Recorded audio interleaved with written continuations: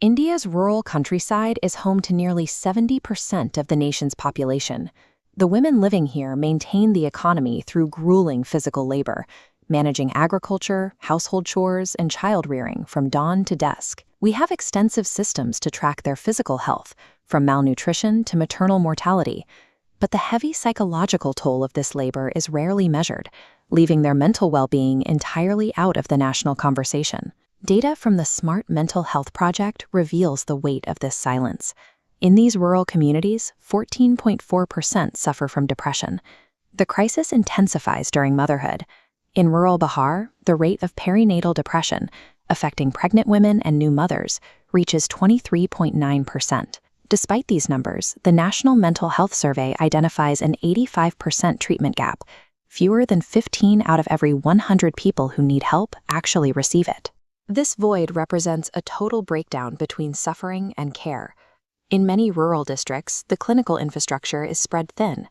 Local primary health centers often lack the specialized staff or psychiatric training required to identify and treat psychological distress. Beyond the geography of the clinic, rural women navigate a separate set of invisible pressures, beginning with economic anxiety.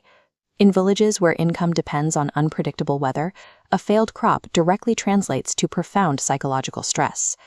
This stress is frequently compounded by trauma behind closed doors. Intimate partner violence is a frequent reality in these communities, driving a cycle of psychological harm that remains hidden from public view. Patriarchal family structures further restrict a woman's ability to seek help. Because women often lack the autonomy to travel or make independent medical decisions, their health is subject to the permission of male family members. When symptoms do appear, they are often recast through the lens of social stigma. Clinical depression is frequently dismissed as a moral failing or a supernatural affliction, leading families to consult traditional healers instead of medical professionals. This treatment gap is a product of socio-cultural isolation. It is a system that enforces a woman's silence as effectively as it lacks hospitals. For urban observers, technology seems like the logical bypass for these barriers.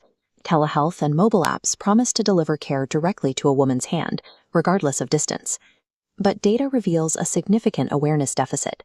69. In many households, the smartphone is a shared device controlled by male relatives, making it impossible for a woman to seek support in private. When technology is deployed without accounting for patriarchal and digital illiteracy, it risks widening the very gap it was meant to bridge. Addressing this crisis requires a model that rejects a tech-only philosophy. One successful case study is the MITHRA app. MITHRA succeeds by operating as a hybrid. It uses digital screening tools to identify symptoms, but it delivers care through the physical presence of trained community health workers. By integrating these tools into existing women's self-help groups, the program replaces isolation with peer support. This collective approach bypasses patriarchal restrictions by making mental health care a shared, community-led activity. This grassroots foundation allows nationwide initiatives to become effective.